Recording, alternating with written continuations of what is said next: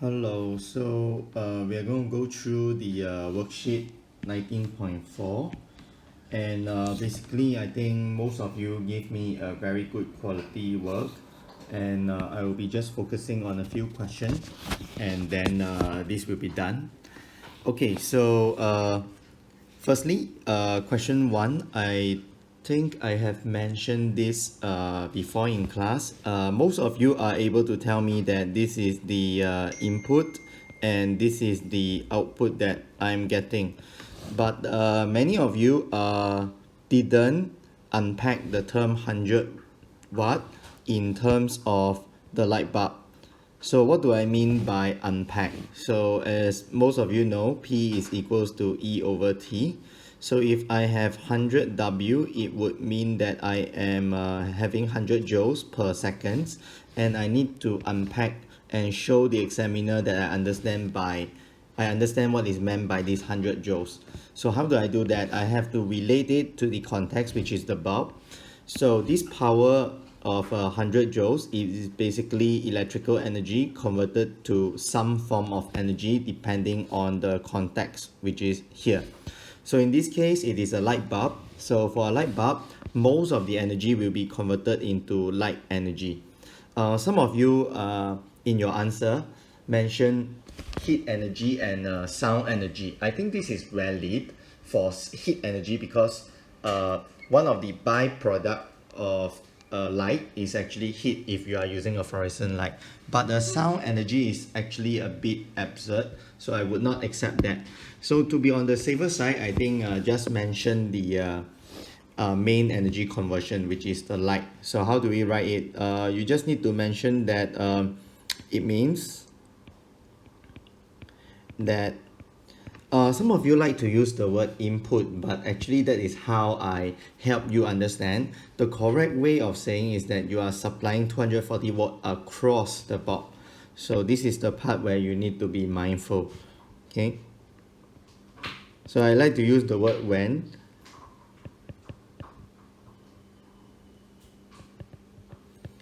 And I will show them that I have the understanding that it is across. And you can see that I will make sure my answer is concise enough that it can fit into two lines, because that is what the examiner wants to train us.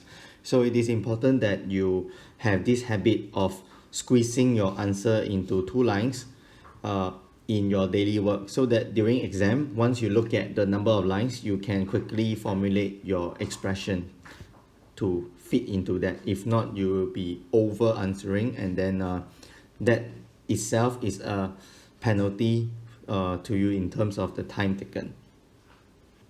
So let's continue.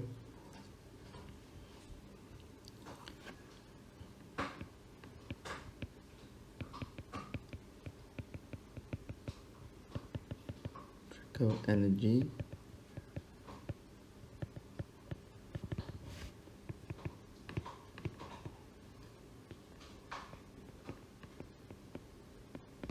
Yeah, so this part here is what I mean by unpacking the power into E over T. And you notice that not only I have called out that 100 joules refer to energy, but I actually relate it to the context on how the energy is being converted.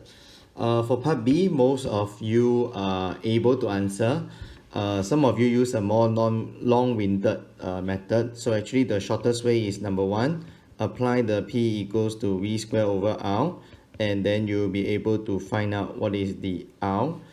With that value of R, you can then you can then apply it to the USA context. So actually for part 1, this is all your Singapore values, which is your 240 and 100 W. Once you are in the USA, you can find out the power using the same formula, but this time round you have to use the value for USA, which is 110, and this R and this R is actually the same. Okay, and you will get the value, and the answer key is correct. For part C, just remember that whenever you are talking about cost, it has to be 2dp. So this one here is 2dp. Okay, most of you have no issue finding that. Question 2 is answer very well. Part B as well, you all did it well. Okay, for part C, most of you just mentioned that how it works. It works by opening the circuit. So it is advisable that you elaborate it a little bit and just say that the fuse wire will melt and thereby opening the circuit, and it will work. For Nathan, I think for you, you need to go back to the worksheet and look at how the information is being organized, because for you, I can see that you are answering it from your own understanding, and so many of the keyword like fuse wire, fuse rating are not mentioned. So in this question, to make it more concise, especially for Privy, I think your answer is too long-winded because you do not use keywords like fuse rating, and you do not use keywords like fuse wire. So it makes your answer very lengthy. For example, when you mention how the circuit is broken, you say that, oh, there's a short wire inside the fuse, and the fuse will, this short wire will melt and then open the circuit. All these can be shortened by just saying that the fuse wire will melt and open the circuit, finished. But instead you write a long chunk of stuff, so that itself is a penalty, okay, because you won't be having enough time for other question. Okay, for part D, I actually updated the answer key, but when I printed it out for you guys, it is the non-updated version. So the answer is actually 5A. How do you get that? So down here, if you look at the question, this 720 refer to the power rating of the entire toaster. So the toaster consists of this entire thing. So once you find the current from here using P equals to VI, you'll be able to actually find out the main current. The fuse will be over here. So actually this main current will be flowing through the fuse, and as long as the fuse is slightly above the main current, you'll be safe. You'll be able to deduce that the main current is 3 ampere. Okay, for here, many of you are able to tell me that the feature to change is that for it to be double insulated is that the casing material needs to be changed. I think you have answered the question, but in order, because this is pure, so just put in more detail because it is very easy. Just say that the casing, just change the metal casing into a plastic casing and be specific about it. Okay. Okay, for question 3, there are like 4 of you who didn't know what is this component. This is actually the fuse. It is not a resistor. It is not a bell, anything like that. This is the symbol for your fuse, and you can see that this fuse is actually on the main wire before it branches out into this tree. Okay, and from this question you can also see that this power rating is only for one lamp. So from this power rating, you can apply P equals to VI, and you will be able to find the I. And this I refers to the operation current that is flowing into each lamp. So it means that the main branch here is getting 3 times the current. So the answer key is correct and all that. So for here, many of you are unable to answer the why correctly. You are right to say that in order for the lamp to run, you just need the live and neutral wire. That is true. And you are also right to point out that the earth wire is just a safety feature. And hence, even without it, you won't affect the normal operation.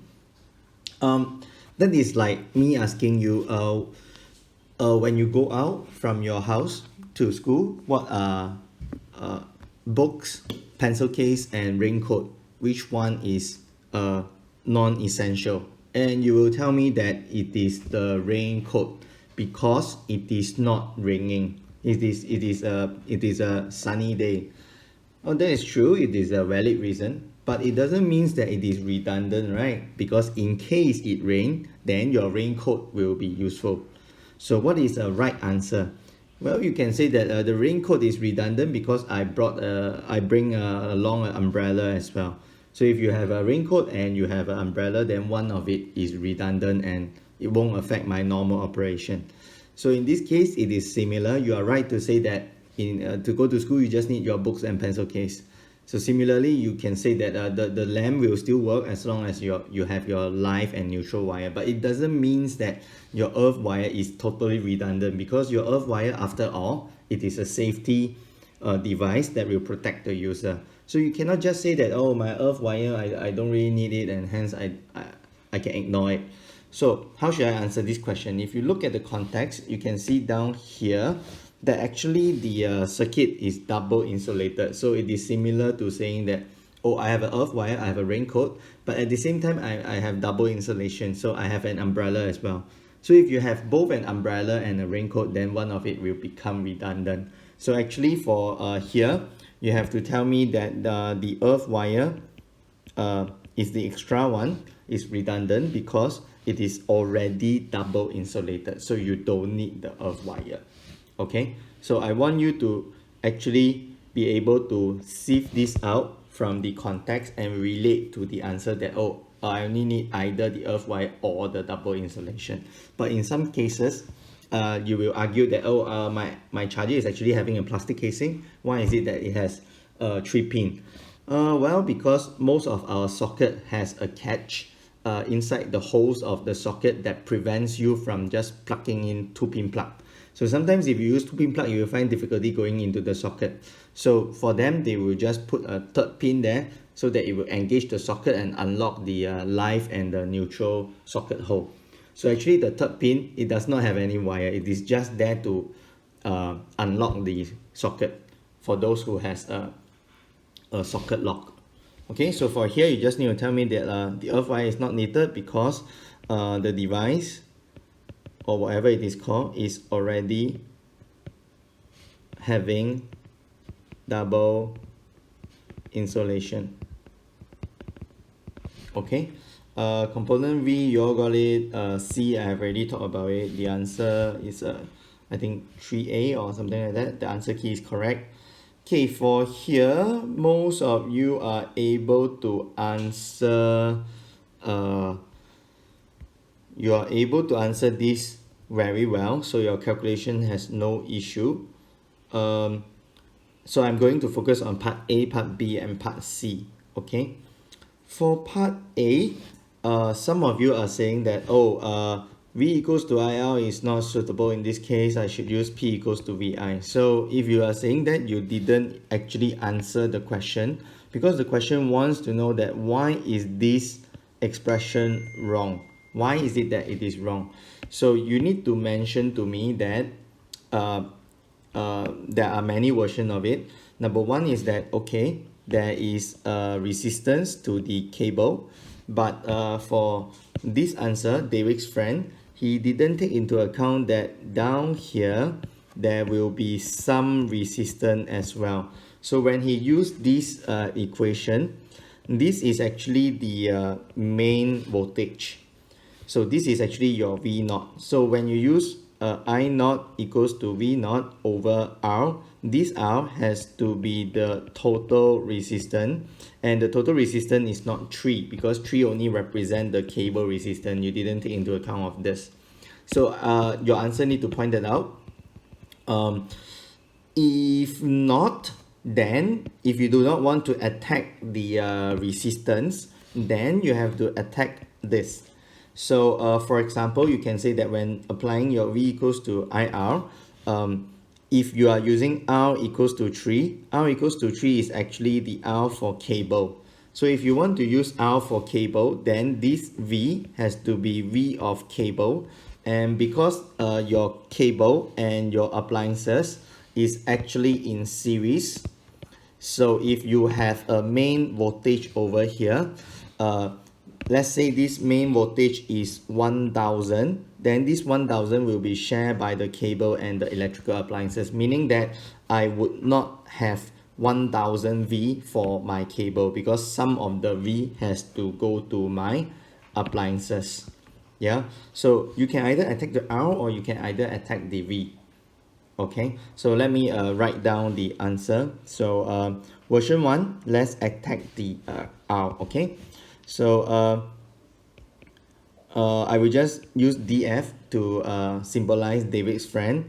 So I have to say that David's friend is wrong. Maybe is wrong because he didn't take into account the resistance of the, what do you call that? I think it's appliances. What is that? Home appliances, is it? Or just appliances? Okay, appliances. So you state the reason and then you relate back to the question. Therefore, when he applied V equals to IR to the whole circuit, R naught should not be just 3 ohm. So with that, I have answered the question. I have said the conclusion, it is wrong. In fact, I don't need to do that because actually the question has already done it, but I don't know, just as completeness. Then I would have to address why is it that dividing it is wrong, because he didn't take into account the resistance of the appliances. Then I will further explain why is it that when he didn't take into account of the R of the appliances, it is wrong, so that I will show my understanding on how to use V equals to IR. So I will say very specifically, when I apply this to the whole circuit, then my R naught should not be just 3 ohm because I need to take into account the appliances. So this is the first approach. Okay. So what is the second approach? Second approach, like I said, I will attack the V instead. I will attack this. So same thing, second approach. I would say that David's friend is wrong because when applying V equals to IR to the cables. Now you see, because his working is not clear, right? In the first approach, I assume that this V equals to IR is applied to the entire circuit, but in the second approach, I assume that it is applying to the cable. Okay, so that is why when you are doing your homework, when you are using V equals to IR, you need to specify where it is applying to. So in this case, when applying V equals to IR to the cables, VC, which is cable, is not 1000 V, right? So I quickly jump to the conclusion that, okay, VC is not 1000, and then I would further explain this is because the cable and the appliances are in series, hence the 1000 V is the PD across both of them, and done, right? So that's how you can explain it. Okay, for part B, most of you are answering it. You are focusing on what is it lost as, not why does it lost it. So some of you are wrong because you are saying that why is it lost? You say that because the current is flowing against the resistance of the cable and all that. You don't need to do it. I'm asking you what. Explain what the power is lost as. Oh, now I see. Because of the word explain, is it? Okay, yeah, I think this is not craft properly. I think I will cancel this. Okay, maybe I will change it to state because it's just one line. So state what the power is lost as. You can say that it is lost as heat, but because we are dealing with power is energy over time, so it is good to just say that it is just heat loss per second, and that would do the trick. Okay, down here, this is not a easy question because there are 3 criteria to get it correct. Number 1, you need to state the reference data. and then you need to give me a conclusion, and then lastly you need to explain. Now whenever you explain, some of you are just describing what you observe over here, but you didn't explain how does it work. So I give you an example. Some of you are saying that, oh, when the current is low, the power loss is actually less. So that is an observation you see from the trend data in the table, but you didn't explain. So how do you explain? To put it in short, for me, I always plan in my head. So it may appears to you that I'm just writing out from my mind, but actually when I'm learning this for the first time, I always plan my answer. So explanation, I need to know what kind of formula I need to use first. So firstly, I need to use P equals to VI, and this formula will allow me to explain that when my voltage is high, then my current will be low, and when my current is low, then I can use this formula, power loss equals to I square R, to actually point out that when my I is low, then my P loss will be low. So I have to have this in mind before I can write down my answer. Then what data I want to look at. So row 1, row 2, I would want to look at, okay, my V in row 2 is high, so my power loss here is much lower, right? And I can put in some observation here. So this one is increased by 5 times, and down here, if I look at it, I take maybe 120,000 divided by 4800, I got actually a reduction of 25 times. So I can just quote this ratio here instead of writing down all the value. So let's see how I answer. So I will first answer the state because it is easy. So here I would just say that should be transmitted. So I just say it. In exam, try not to use he, she, it. I should spell it out. Okay, it should be transmitted with high V.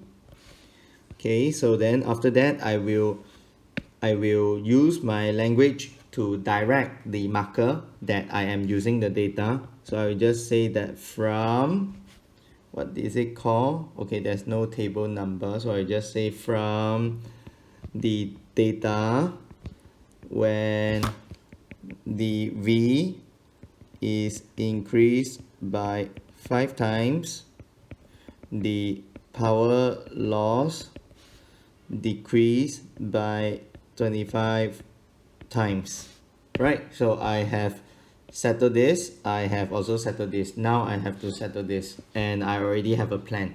So I'm going to use formulas to explain my case. So let's do this. So I will say by P equals to VI, when V is high, I is low. You notice that I didn't use the word increase and decrease here, okay? Because increase, decrease represent a change in time, or you are just like stating a trend, like the power loss and the voltage increase. So in this case, I'm stating a trend, so I use increase, decrease. But when I'm talking about a choice of whether I should use high voltage or low voltage, I use high low. Okay, so by V equals to V, I explained that why V is high will lead to I is low. Okay, so this is my explanation, which is short and sweet. Then after that, I would further on and explain, because down here I didn't talk about power loss. So I would have to say, and then by, you notice that I didn't put any conjunction, it's just a full stop, because it is not English essay. So I just say by P equals to I square R. So I do the same thing. When your I is low, my P loss is low. So with that, I have successfully linked why V is high would actually cause my P to be low. Okay, so I have done that, and you can see that my answer fit into the tree line. Of course, I use some symbols here and there, but maybe I will just like extend to this area, but I think it is concise enough. Okay, for part D, most of you got the answer. All the answer here are correct. And remember, in actual exam, you need to round it up. But for this case, I cannot let you round it up because you won't be able to detect your own error. So I think there are only like 2 of you who have made some mistakes in part D. And if you can't figure out from my comment what is your mistake, do contact me and then we can have a consultation together. Okay, so that's it for the going through, and I'm going to stop here.